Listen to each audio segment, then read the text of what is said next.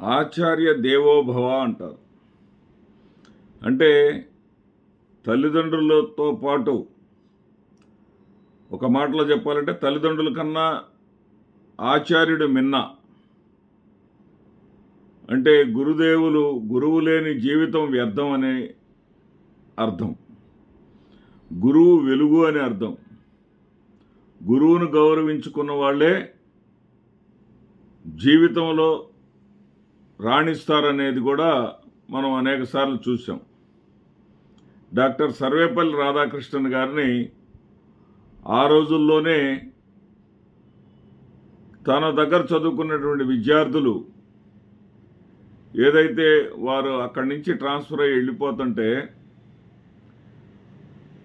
ఆ విశ్వవిద్యాలయం నుంచి రైల్వే స్టేషన్ వరకు కూడా ఆయనని బగ్గీ మీద కూర్చోబెట్టి గుర్రం బదులుగా విద్యార్థులు ఆయనను లాక్కొచ్చి ఆయనను మోసి ఆయనకి ఘనంగా సత్కారం అందించినటువంటి సమాజం ఉంది. అలాంటి సమాజం ఈ సెల్ ఫోన్ల వల్ల పిల్లలు 3 ఏళ్ల వయసు నుంచి సెల్ ఫోన్లకు బానిసలైపోతూ ఉన్నారు. ఆ సెల్ ఫోన్ల వల్ల తల్లి సెల్ ఫోన్ ఇవ్వలేదని తల్లినే దాడి చేసినటువంటి పిల్లలను చూస్తూ ఉన్నాం. ఈ రోజున తల్లితో సమానమైనటువంటి ఒక గురువు, అది కూడా ఇంజనీరింగ్ కళాశాలలో చదువుకుంటున్నటువంటి ఒక పాప దగ్గర నుంచి మరీ సెల్ ఫోన్లు గోల ఎక్కువైపోయింది మీతో అని ఒక పాప దగ్గర నుంచి సెల్ ఫోన్ లాక్కొని మీరు ఇంటికి వెళ్ళేటప్పుడు తీసుకెళ్ళండి ఫోన్ అని అంటే ఆ పాప ఆక్రోశం పట్టుకోలేకపోయింది, ఆవేశాన్ని కంట్రోల్ చేసుకోలేకపోయింది. ప్రక్కన తోటి విద్యార్థినులు వారిస్తున్నా కానీ వినిపించుకోకుండా పాఠం చెప్పేటటువంటి లెక్చరర్ అనేటటువంటి కనీస మర్యాద, కనీస గౌరవం లేకుండా నా సెల్ ఫోన్ ఇయ్యవే అని అడిగింది. పద్ధతిగా మాట్లాడనువంటే నీ దగ్గరేంటే పద్ధతి అని అనకూడని బూతులు. ఒక ఉపాధ్యాయుడిగా, ఒక లెక్చరర్గా ఆ వీడియోను కూడా దీంట్లో పెట్టొచ్చు, కానీ నాకు సంస్కారం అడ్డొస్తుంది. ఆ వీడియోని పెట్టడం ఇష్టం లేక పెట్టలేదు. సోషల్ మీడియాలో ఆల్రెడీ వైరల్ అవుతూ ఉంది. బూతులు తిడతా ఉంటే తిట్టడం ఏంటి, చెప్పుతో నిన్ను కొడతాను నా సెల్ ఫోన్ ఇవ్వకపోతే అన్నది. కొట్టవే చూద్దాం అన్నది పాపం అమాయకురాలైనటువంటి ఆ టీచర్. కొట్టదలే అనుకొని ఈ పిల్ల నిజంగానే చెప్పుతో కొట్టింది. ఎటు పోతున్నా మనం తల్లిదండ్రులారా ఆలోచించండి. ఒకప్పుడు సుధామూర్తి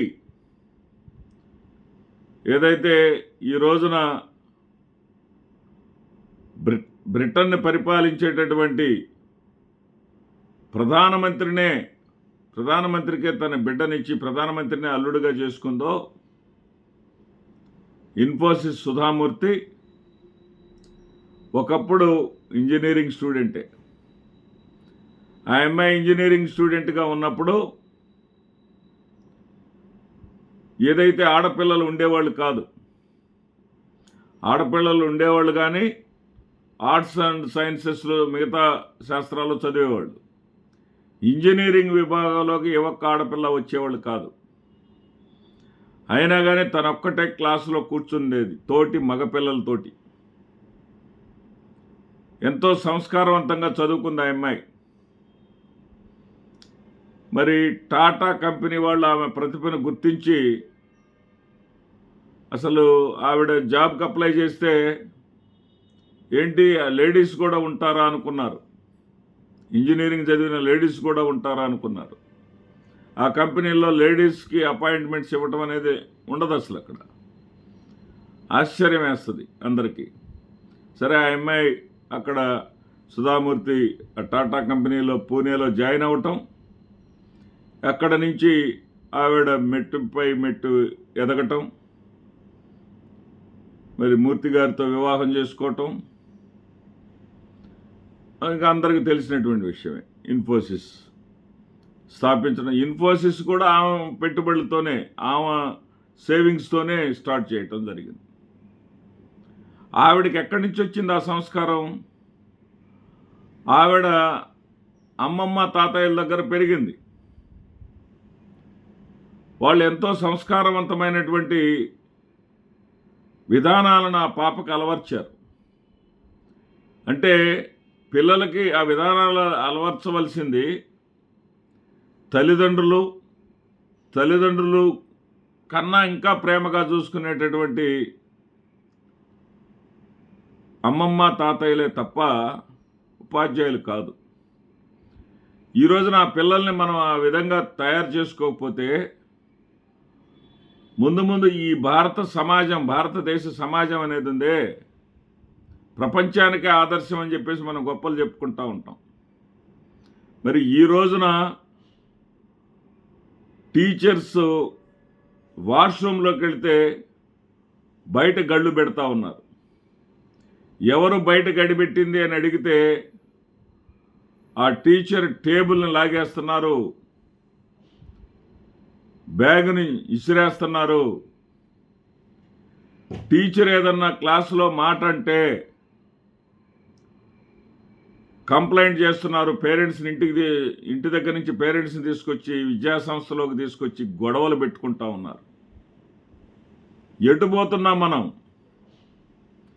విద్యాతురాణం నసుఖం ననిద్ర అంటారు. అంటే విద్యలో రాణించాలనుకుంటే నిద్ర నాశించకూడదు, అట్లాగే సుఖపడాలనేటటువంటి ఆలోచన ఉండకూడదు, ఇష్టపడి కష్టమైనా సరే చదువుకోవాలి అనేది మనకు పెద్దలు చెప్పింది. ఈ రోజుల్లో చదువులు ఎలా ఉన్నాయంటే కాలక్షేపంగా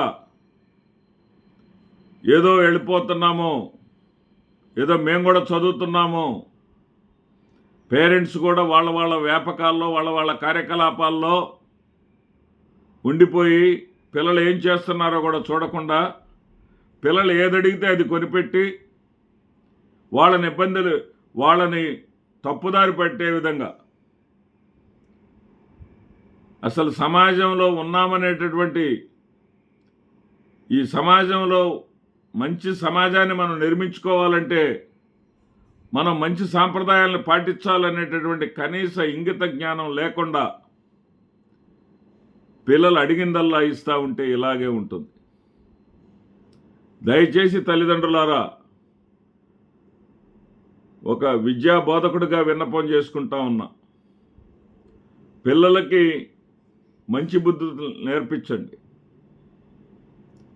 తల్లి, తండ్రి, గురువు, దైవం, సమాజం పట్ల ప్రేమ, అవగాహన, బాధ్యత కలిగి ఉండటం ముందు తల్లి ద్వారానే రావాలి. వాటిని నేర్పించండి. ఇలాంటి దృశ్యాలు భవిష్యత్తులో చూడకుండా ఉండేటటువంటి చేయవలసినటువంటి బాధ్యత మనందరి మీద సమిష్టిగా ఉన్నదని గుర్తించండి. నమస్తే.